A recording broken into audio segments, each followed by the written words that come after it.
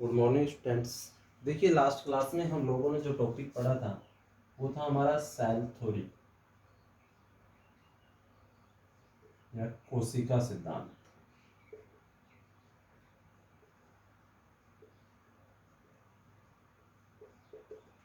ये हम लोगों ने कंप्लीट कर लिया था। इसके अकॉर्डिंग हमने सेल के इसके पहले सेल्स की बात की थी। सेल क्या होती हैं, सेल कौन सी बड़ी होती है, कौन सी छोटी थी, इन सब के बारे में चर्चा कर चुके थे। और इसी के साथ साथ हमने एक कोशिकीय और बहुकोशिकीय शब्द के बारे में भी चर्चा की थी। एक कोशिकीय जीव और बहुकोशिकीय जीव क्या होते हैं, ये सब हम प्रीवियस क्लास में पढ़ चुके हैं। अब यदि आज हम बात करें तो हम पढ़ेंगे प्रोकैरियोटिक कोशिका,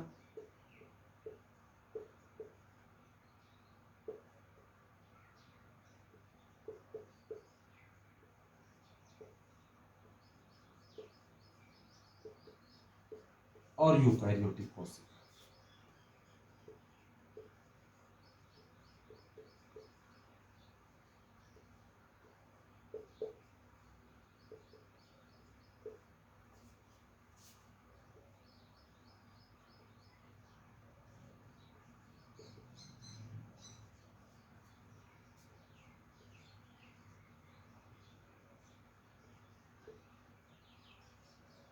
प्रोकैरियोटिक और यूकैरियोटिक सेल के बारे में हम लोग पढ़ेंगे। अब प्रोकैरियोटिक और यूकैरियोटिक सेल में क्या क्या अंतर होता है ये हमें देखना है। प्रोकैरियोटिक जो सेल है वो क्या होती है और यूकैरियोटिक सेल क्या होती है, पहले समझे। ये हम लोग बोले एक तरीके से आदिम प्रकार या आदि प्रकार, ये विकसित प्रकार की, अर्थात ऐसी कोशिकाएं जिनमें सुविकसित केंद्रक व कोशिकांग नहीं पाए जाते हैं। सुविकसित की बात कर रहा हूं मैं, सुविकसित केंद्रक, सामान्य भाषा में बात करें सुविकसित केंद्रक नहीं पाया जाएगा, कौन सी सेल कहलाएंगी, प्रोकैरियोटिक। जिनमें सुविकसित केंद्रक पाया जाएगा, कौन सी सेल कहलाएंगी, यूकैरियोटिक। अब जो प्रोकैरियोटिक शब्द है हमारे पास, ये प्रो प्लस कैरियोन से बना है। किससे बना है, प्रोकैरियोटिक शब्द की बात करें, प्रो प्लस कैरियोन। प्रो का मतलब लिया जाता है प्रिमिटिव, कैरियोन का मतलब लिया जाता है न्यूक्लियस से। इसका मतलब होता है प्रारंभिक और इसका मतलब होता है केंद्र। इसको हम आदि भी बोल सकते हैं। क्या बोल सकते हैं, आदि। तो अब स्पष्ट हो गया, प्रो प्लस कैरियोन से क्या बना है, प्रोकैरियोटिक। प्रिमिटिव, कैरियोन का मतलब न्यूक्लियस, प्रारंभिक केंद्रक, अर्थात ऐसा केंद्रक जो सुविकसित प्रकार का नहीं होगा। और वो सेल क्या कहलाएंगी, हमेशा प्रोकैरियोटिक सेल कहलाती हैं। समझने के लिए फिर से बता रहा हूँ, अर्थात आप सीधी सी ये परिभाषा दिमाग में रखें, उसके बाद समझ में आ जाएगा आसानी से। आगे भी यदि कभी पढ़ेंगे आप लोग प्रोकैरियोटिक बारे में। प्रोकैरियोटिक क्या होता है, ऐसी कोशिकाएं जिनके अंदर विकसित केंद्रक नहीं पाया जाता है, वो कोशिकाएं क्या कहलाएंगी, प्रोकैरियोटिक। यूकैरियोटिक, यूकैरियोटिक क्या हो जाएंगी, जिनमें विकसित केंद्रक पाया जाएगा। यहाँ लिख लेता हूं मैं थोड़ा सा, आगे अभी डिफरेंट भी पढ़ेंगे इसी में हम लोग। ऐसी कोशिकाएं, ऐसी सेल्स या कोशिकाएं जिनमें विकसित केंद्रक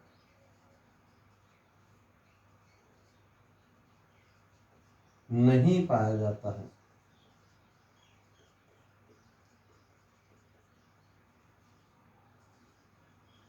प्रोकैरियोटिक सेल कहलाती है। ठीक है, यहाँ क्या हो जाएगा, ऐसी सेल्स जिनमें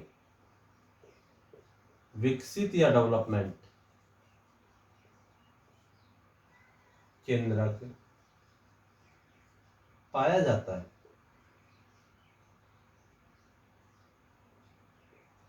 यूकैरियोटिक सेल्स कहलाते।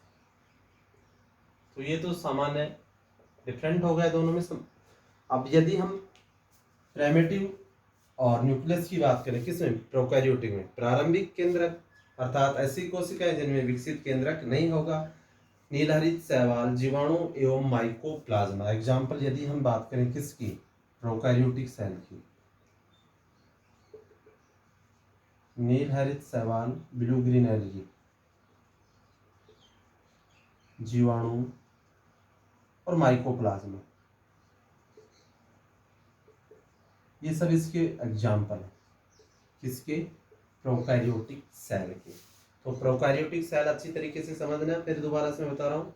अर्थात ऐसी कोशिकाएं जिनमें विकसित केंद्रक व कोशिकाओं का क्या हो? अभाव, क्या कहलाएंगी? Prokaryotic cell. एग्जाम्पल है नीलहरित शैवाल, जीवाणु, माइकोप्लाज्मा में इन सभी का क्या होता है? अभाव या कमी होती है। इन कोशिकाओं को हम क्या कहेंगे? प्रोकैरियोटिक कोशिका कहते हैं। यदि हम बात करें यूकैरियोटिक कोशिका की, तो यूकैरियोटिक कोशिका की हम बात करते हैं तो यू प्लस कैरियोन। यूकैरियोटिक किससे बना होगा भाई? You plus कैरियोन। तो कैरियोन का मतलब तो सेम क्या जाएगा? न्यूक्लियस। यू का मतलब होता है वैल, और कैरियोन का मतलब क्या हो जाएगा? न्यूक्लियस, केंद्रक। तो यहाँ पर कैसा हो जाएगा? विकसित प्रकार का केंद्रक। वैल का मतलब लिया जाता है विकसित केंद्रक, या हम बोल सकते हैं सुसंगठित भी बोल सकते हैं। क्या बोल सकते हैं? सुसंगठित केंद्रक। ऐसी कोशिकाएं जिनमें सुसंगठित केंद्रक और कोशिकांग पाए जाते हों या उपस्थित हों, तो क्या कहलाएंगी वे कोशिकाएं? यूकैरियोटिक सेल कहलाती हैं। कौन सी सेल कहलाएंगी? Eukaryotic cell. तो प्रोकैरियोटिक और यूकैरियोटिक सेल में अंतर समझ में आ गया। प्रोकैरियोटिक सेल क्या होती हैं, यूकैरियोटिक सेल क्या होती हैं। इसका एग्जाम्पल देखें, हरित लवक, माइकोप्लाज्मा, सॉरी माइटोकॉन्ड्रिया। एग्जाम्पल हरित लवक, माइटोकॉन्ड्रिया,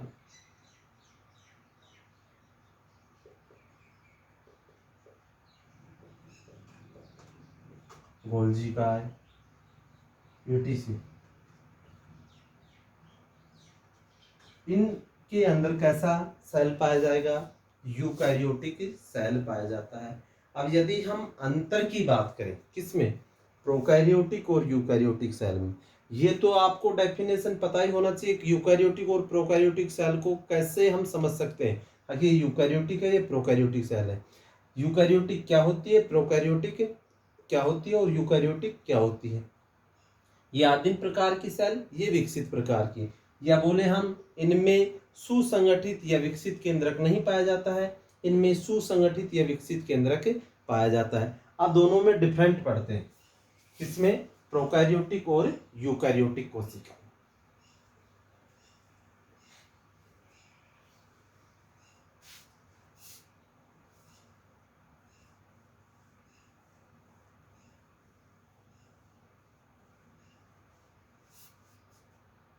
क्या पढ़ेंगे हम लोग? प्रोकैरियोटिक और यूकैरियोटिक कोशिका में अंतर।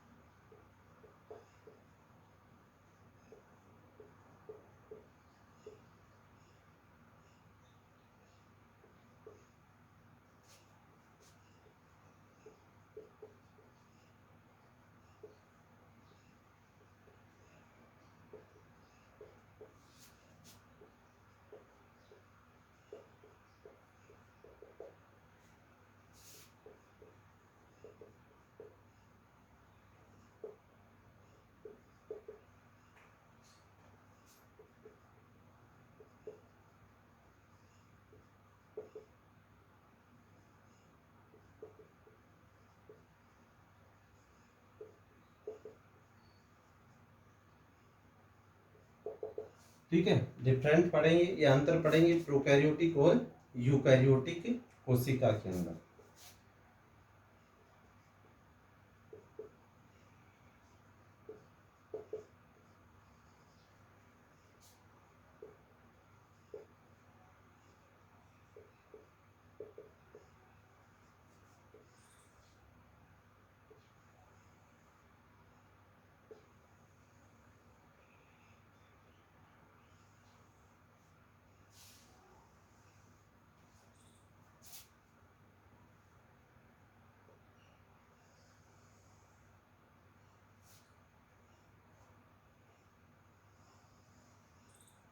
प्रोकैरियोटिक व यूकैरियोटिक कोशिका में अंतर देखते हैं। सबसे पहले इनके फीचर के हिसाब से देखते हैं हम कोशिका का आकार। यहाँ यदि लक्षण बात करें, कोशिका आकार,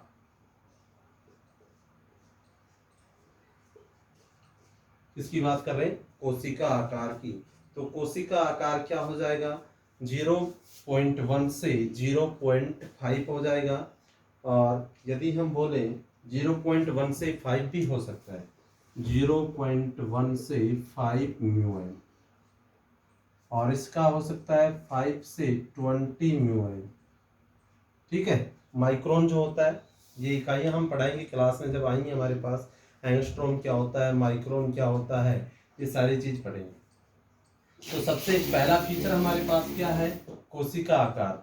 तो प्रोकैरियोटिक कोशिकाओं का आकार कितना हो सकता है? 0.1 से लेकर के और 5 म्यूएम तक।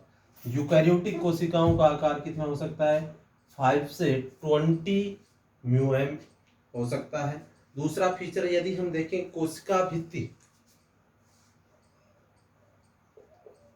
कोशिका भित्ति, पहले थोड़ा सा आप यहाँ देखिए, कोशिका भित्ति और झिल्ली।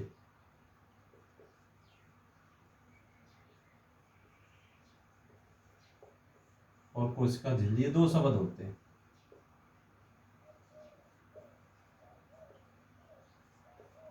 कोशिका भित्ति सामान्यतः यदि देखें, कोशिका भित्ति किन में पाई जाती है? प्लांट या पादप में। ये किस में होगी? एनिमल या जंतु में। ऐसा नहीं है प्लांट में कोशिका झिल्ली नहीं होती है, बट प्लांट के बाहर की ओर जो होगी वो क्या होगी? कोशिका भित्ति। पादप में कोशिका झिल्ली, जंतु में हम सामान्यतः बोल सकते हैं। कोशिका भित्ति क्या होती है? स्ट्रॉन्ग या मजबूत या कठोर होती है। ये कोशिका भित्ति की तुलना में क्या होती है? कमजोर होती है, लचीली होती है। अब कोशिका भित्ति की बात करें हम लोग, तो यहाँ पर पादप कोशिका और जंतु कोशिका। पादप कोशिका में जो भित्ति है किससे बनी होती है? सेलुलोज से बनी हुई होती है। बट जंतु कोशिका में जो झिल्ली होती है, प्लाज्मा झिल्ली होती है, ये किससे बनी हुई होती है?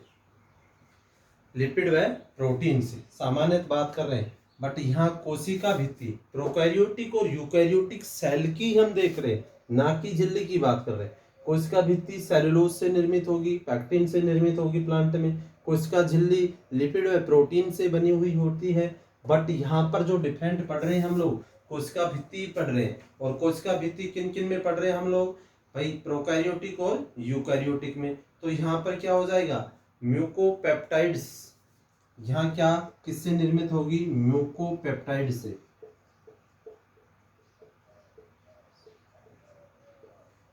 निर्मित।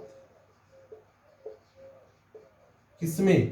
प्रोकैरियोटिक कोशिका में। यूकैरियोटिक कोशिका में किससे हो जाएगी? सेलुलोज से। हो गया। प्रोकैरियोटिक कोशिका में कोशिका भित्ति किसकी बनी हुई होगी? म्यूकोपेप्टाइड से। ये किससे बनी हुई होगी? सेलुलोज से। बट जंतु कोशिका की यदि बात करते हैं तो वहां कोशिका झिल्ली पाई जाती है और कोशिका भित्ति एब्सेंट होती है। प्लांट की यदि बात करें, प्लांट में बाहर की तरफ कोशिका भित्ति हो सकता है, अंदर की तरफ कोशिका झिल्ली उपस्थित हो। बट जब एनिमल को बात हम करते हैं या जंतु की जब हम बात करते हैं, तो जंतु में जो कोशिका भित्ति होती है, सेल वॉल जिसको बोलते हैं, ये क्या होती है? एब्सेंट होती है। इसकी जगह क्या पाया जाएगी? सेल मेम्ब्रेन पाई जाती है, जिसको हम क्या बोलते हैं? कोशिका झिल्ली बोलते हैं। ये अच्छा क्वेश्चन है, डिफरेंट या अंतर के लिए। कोशिका झिल्ली किन में पाई जाती है? कोशिका भित्ति किन में पाई जाती है? सामान्य तो क्लियर होगा हमारा, बट जंतु के अंदर क्या कोशिका भित्ति पाई जाती है या नहीं? जंतुओं में कोशिका भित्ति अनुपस्थित होती है। सेल वॉल या कोशिका भित्ति एक ही बात है, बट कोशिका भित्ति की जगह क्या पाई जाएगी? कोशिका झिल्ली जंतुओं में पाई जाती है। कोशिकांग की यदि हम बात करें, देखो यहाँ प्रत्येक को लिखने की जरूरत नहीं है। कोशिकांग यहाँ क्या होते हैं? एब्सेंट होते हैं, या अभाव भी हो सकता है। ठीक है, यहाँ क्या होंगे? प्रेजेंट होते हैं। ये उपस्थित होंगे और इसमें क्या होंगे? अनुपस्थित होंगे। अब अलग अलग कोशिकांग होते हैं। कोशिकांग क्या होते हैं? कोशिका के अंग ही क्या कहलाएंगे? कोशिकांग कहलाते हैं। कोशिका के अंग ही क्या कहलाते हैं? कोशिकांग। माइटोकॉन्ड्रिया, गोल्जी का, हरित लवक, अंतःपृथ्वी जालिका, राइबोसोम, तारक का है, ये सभी क्या होते हैं? कोशिकांग होते हैं। तो कोशिकांग यहाँ पर बात करें हम लोग किसमें? प्रोकैरियोटिक में लगभग एब्सेंट या अभाव होता है। यूकैरियोट में क्या होते हैं? प्रेजेंट होते हैं। अब एक अच्छा क्वेश्चन है, इसके अंदर जो तारकाय होता है, जो हम कोशिकांग में पढ़ेंगे, तारकाय, ये भी डिफरेंट या अंतर समझने के लिए अच्छी चीज है, तारकाय। अब ये जो तारकाय है, यदि हम बात करें प्रोकैरियोटिक और यूकैरियोटिक सेल की, तो प्रोकैरियोटिक जो सेल होंगी हमारे पास, यहाँ पर तारकाय क्या होता है? एब्सेंट होता है। और यहाँ क्या होता है? प्रेजेंट होता है। अब ऐसे ही ये जंतु और पादप कोशिका में अंतर होता है। भाई जंतु कोशिका जो होती है हमारे पास, यहाँ बोले हम, यहाँ ब्रैकेट में लिख देता हूँ, जंतु कोशिका में उपस्थित। अच्छा क्वेश्चन है। तारकाय कौन सी कोशिका में पाया जाता है? जंतु कोशिका में पाया जाता है, पादप कोशिका में नहीं पाया जाता है। प्रोकैरियोटिक यूकैरियोट को थोड़ी देर आप छोड़ दें। सामान्यतः आपसे पूछा जाए तारकाय किन में पाया जाता है? जंतु कोशिका में। जैसे तारकाय की तरह ही अभी मैंने थोड़ी देर पहले बताया था, जंतु कोशिका में क्या पाई जाती है? कोशिका झिल्ली, बट कोशिका भित्ति क्या होती है? एब्सेंट। इसी प्रकार से पादपों में जो तारकाय होगा वो क्या होगा? एब्सेंट। प्लांट के अंदर या पादप की यदि हम बात करें, इसके अंदर जो तारकाय है हमारा सेंट्रोसोम जो होता है, वो क्या होता है? एब्सेंट होता है। बट जो एनिमल सेल है हमारे पास, उसमें ये क्या होता है? प्रेजेंट होता है। तो इन चीज़ों को आप अच्छी तरीके से याद रखें, क्योंकि ये क्वेश्चन कई बार इसमें शॉर्ट क्वेश्चन बनते हैं कंपटीशन की दृष्टि से भी। और इसके बाद लैंगिक जनन यहाँ अनुपस्थित होगा, यहाँ उपस्थित होगा। अब लैंगिक जनन हम यहाँ झिल्ली की यदि हम बात करें, ये इसमें पतली होगी, उसमें मोटी होगी। जैसे जीव द्रव्य कला जो झिल्ली के समान ही होता है, जीव द्रव्य कला, इनमें कैसी होगी? पतली। इसमें कैसी हो जाएगी? मोटी। तो सिंपली सी बात है, आप डिफरेंट जब पढ़ेंगे, लक्षण ये हो गई, प्रोकैरियोटिक सेल हो गई, यूकैरियोटिक। प्रोकैरियोटिक सेल के अंदर यदि हम देखें, सबसे पहला इनका लक्षण देखें, कोशिका आकार। तो प्रोकैरियोटिक कोशिकाओं का आकार क्या हो सकता है? 0.1 से 5 mm, बट यूकैरियोटिक का 5 से 20 mm। कोशिका भित्ति यहाँ म्यूकोपेप्टाइड से पदार्थ से निर्मित, यहाँ सेलुलोज से निर्मित। यह अंतर हमें याद रखना है। कोशिकांग एब्सेंट, प्रेजेंट।